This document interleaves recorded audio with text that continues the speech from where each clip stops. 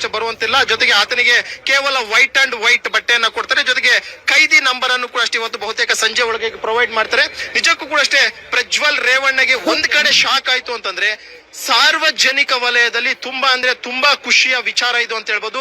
ಸರ್ಕಾರದ ಮೇಲೆ ಮತ್ತು ಕಾನೂನಿನ ಮೇಲೆ ಯಾವ ರೀತಿಯಾಗಿ ನಮ್ಗೆ ನಂಬಿಕೆ ಇದೆ ಅನ್ನುವಂತಹದ್ದನ್ನ ಮತ್ತು ಕಾನೂನು ಅನ್ನುವಂತಹದ್ದು ಪ್ರತಿಯೊಬ್ಬರಿಗೂ ಕೂಡ ಅಷ್ಟೇ ಒಂದೇ. ಕಾನೂನಲ್ಲಿ ದೊಡ್ಡವರು ಚಿಕ್ಕವರು ಮೇಳು ಕೀಳು ಅನ್ನುವಂತಹದ್ದು ಇಲ್ಲ ಅನ್ನುವಂಥದ್ದಕ್ಕೆ ಈ ರೀತಿಯಂತ ಆದೇಶ ನಿಜಕ್ಕೂ ಕೂಡ ಅಷ್ಟೇ ಖುಷಿ ಕೊಟ್ಟಿದೆ ಅನ್ನುವಂಥ ಒಂದು ವಿಚಾರ ಕೂಡ ಈಗಾಗಲೇ ಚರ್ಚೆ ಆಗ್ತಾ ಇರುವಂತಹದ್ದು. ಇನ್ನೇನು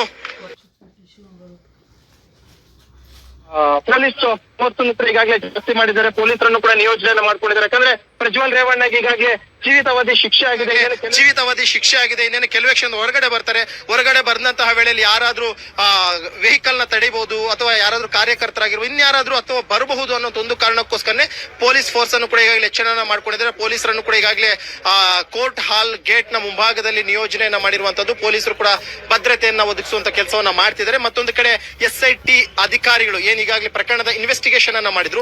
SIT ಅಧಿಕಾರಿಗಳು ಮತ್ತು ಪರಪ್ನ ಅಗ್ರಹಾರದಿಂದ ಆತನನ್ನ ಕರ್ಕೊಂಡು ಬಂದಿದ್ದಂತಹ ಒಂದು ಪೊಲೀಸರು ಇದ್ದಾರೆ, ಅವರು ಕೂಡ ಈಗಾಗಲೇ ಆತನನ್ನ ವಶಕ್ಕೆ ಪಡೆದಿದ್ದಾರೆ. ಸದ್ಯಕ್ಕೆ ಆದೇಶ ಪ್ರತಿ ಏನಿದೆ ಅದಕ್ಕೆ ಆತನ ಸಿಗ್ನೇಚರ್ ನ ಅವಶ್ಯಕತೆ ಇರುತ್ತೆ. ಅದೊಂದು ಸಿಗ್ನೇಚರ್ ಅನ್ನು ಹಾಕಿಸ್ಕೊಳ್ಳುವಂತ ನಿಟ್ಟಿನಲ್ಲಿ ಸದ್ಯಕ್ಕೆ ಕೋರ್ಟ್ ಹಾಲ್ ನ ಒಳಗಡೆ ಸದ್ಯಕ್ಕೆ ಪ್ರಜ್ವಲ್ ರೇವಣ್ಣ ಇದ್ದಾರೆ. ಪ್ರಜ್ವಲ್ ರೇವಣ್ಣಿಂದ ಸಿಗ್ನೇಚರ್ ಪ್ರತಿಗೆ ಸಹಿಯನ್ನ ಪಡ್ಕೊಂಡಿದ್ದ ಅಂದ್ರೆ ಆರ್ಡರ್ ಕಾಪಿಗೆ ಸಹಿಯನ್ನ ಪಡ್ಕೊಂಡಿದ್ದ ಅಂತ ಬಳಿಕ ನೇರವಾಗಿ ಆತನನ್ನ ಕೋರ್ಟ್ ಹಾಲ್ ನಿಂದ, ಅದಕ್ಕಂದ್ರೆ ಕೋರ್ಟ್ ಹಾಲ್ ನ 6ನೇ ಫ್ಲೋರ್ ನಲ್ಲಿ ಒಂದು ಕೋರ್ಟ್ ಇರುವಂತದ್ದು, 6ನೇ ಫ್ಲೋರ್ ನಿಂದ ಕೆಳಗಡೆ ಬಂದಂತ ಬಳಿಕ ನೇರವಾಗಿ ಸರ್ಕಾರಿ ವಾಹನದಲ್ಲಿ ಆತನನ್ನ ಕರ್ಕೊಂಡು ನೇರವಾಗಿ ಪರಪ್ನ ಅಗ್ರಹಾರಕ್ಕೆ ಕರ್ಕೊಂಡು ಹೋಗಿ ಅಲ್ಲಿ ಬಿಡ್ತಾರೆ.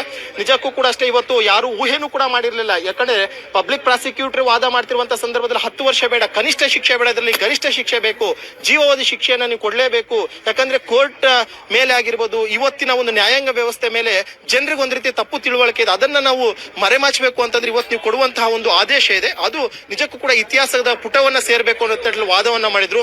ನಿಜಕ್ಕೂ ಕೂಡ ಅಷ್ಟೇ ಯಾರು ಊಹೆ ಮಾಡಿರ್ಲಿಲ್ಲ, ಎಲ್ಲರೂ ಕೂಡ ಅಷ್ಟೇ ಆಶ್ಚರ್ಯಕ್ಕೊಳಗಾದ್ರು. ಜೀವಾವಧಿ ಶಿಕ್ಷೆಗೆ ಇವರು ಮನವಿಯನ್ನ ಮಾಡ್ತಿದ್ದಂತಹವರು, ಆದ್ರೆ ಏಕಾಏಕಿ ಜೀವಿತಾವಧಿಯ ಶಿಕ್ಷೆಯನ್ನ ಕೊಟ್ಟು ಇವತ್ತು ಸಂತೋಷ್ ಗಜಾನನ್ ಭಟ್ ಅವರು ಆದೇಶವನ್ನ ಕೊಟ್ಟಿದ್ದಾರೆ.